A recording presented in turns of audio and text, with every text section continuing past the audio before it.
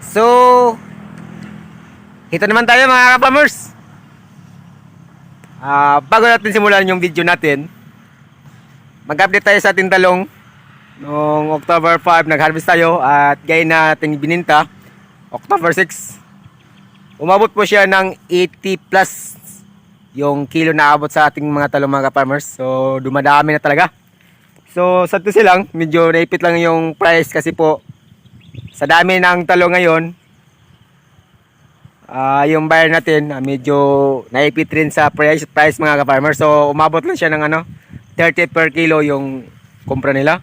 Ang iba 20. So sa mga buyers natin dyan, aasahan nyo once na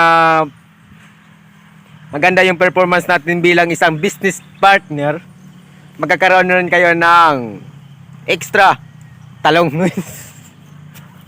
So ayan po ang asahan yung mga ka-farmers dyan. At yun nga, isalin lang natin yung video natin dito sa ating mga ka-farmers dyan nga. Yung kausap ko ngayon na pala, may buyers na tayo sa saging natin. O yan kasunod to may buyers na tayo sa saging. At yun, i-update natin to once na medyo okay na yung sitwasyon mga farmers. Kasi po nung nakarang video, naghanap tayo ng buyer sa saging kasi manghingi tayo, magkano tayo ng pira. So kung napapansin nyo pala dito, yung saging natin dito na area ay mga maliliit. Pero asahan nyo mga ka-farmers, yung kasunod nito ay lalaki yan kasi po wala nang damo. Kung nakikita nyo, namatay yan sa roundup. So dito, kwento naman tayo sa mga ka-farmers natin dyan. Baka puro lang kayo tingin dyan tapos hindi nyo ginagawa. Mahirap yan. So dito, ipapakita ko sa inyo yung mga saging natin dito kasi po dito na area mga ka-farmers ay maliliit talaga yung saging natin dito banda. Kasi po hindi natin naasikaso yan. Maraming damo kaya yon in-spray natin po ng Roundup. At yun na nga, ipapakita ko sa inyo ang kalabasan. Kasi kaya na may nakausap ko dun sa kawayan. Yung timpla daw nila sa Roundup, ang isang tangki na 16 liter na tubig, magtimpla po sila ng isang lata na Roundup. So medyo strong na yung mga ka-farmers. So kung nakita nyo, patay ang damo, di ba? Ito ay proof yan sa timpla ko sa Roundup. Di ba? Ano ba talaga to? Hindi, lang. Gusto ko lang talagang i-share sa inyo ang aking mga nakita lang din to sa social media.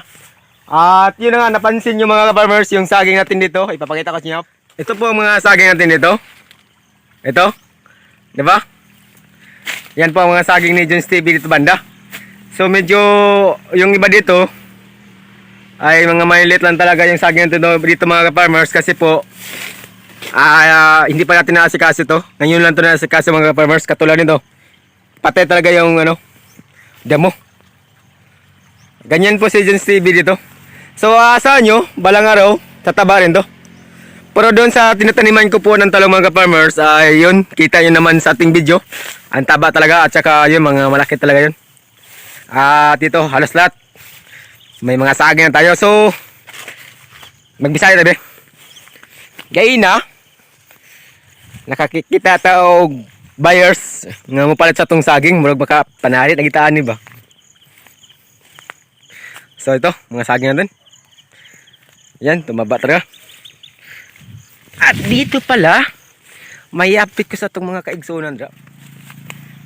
At dito mga ka-farmers, may update naman tayo sa ating mga ka-farmers dyan. So kung napapansin nyo dito, nung dati kasi, gusto ko taniman po ng kalabasa, pero nag-iba yung plano. Iba kasi yung plano ni Jones TV, kaya nakita nyo mga farmers, may mga mais na talaga to.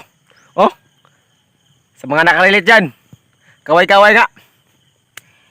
Dito, tinataniman ko po siya ng mais. Kasi po, yun nga, may bisyo tayo. Katulad sa sugal, sabong. Anisipan ko talaga to na to sa manok natin mga ka-farmers kasi mapira naman yun sa gasto sa tuktok tuktukon. Kaya naisipan ko magtanim ng ano dito, mais. At ito, kung napapansin nyo, yung ating mga mais mga ka-farmers ay may nakita nyo na dito. So, alagaan naman natin ulit yan para naman pumatuloy-tuloy yung paglaki nila. Tsaga-tsaga lang. Huwag tayong mahiya. Huwag kayo rin mahiya mag-like sa ating video. Hindi na lang puro tingin. Share naman pag may time. O, dito. Ipapakita ko sa inyo ha. Ang kaibahan sa saging once na may sprayan, ito ang kalabasan. Isang beses tayo nag-spray ito ng Roundup at ito na ngayon. Napapansin nyo ay tumaba talaga. So dito ang area natin na may mga mais na ito mga ka-farmers. Dito. Hindi lang masyadong nakita kasi bago pa lang tapos yun umulan. Napansin natin sa ating mga tinatanim dito ay okay naman mga ka-farmers. Medyo yun, matuloy-tuloy yung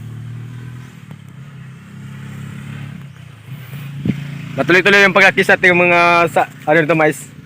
So kung napapansin nyo, tumaba na rin ulit na yung mga saging natin. So ito.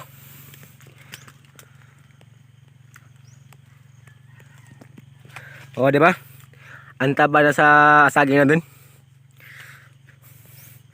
At yun na nga, may mga mais na tayong tinanim dito.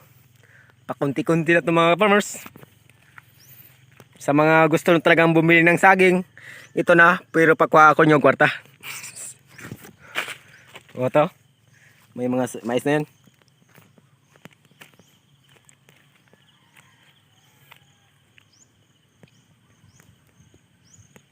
So ito po ang area ni Jones TV sa mga sagingan niya. Tapos yun, okay na yun po ang sitwasyon dahil po na-spray natin ng Roundup.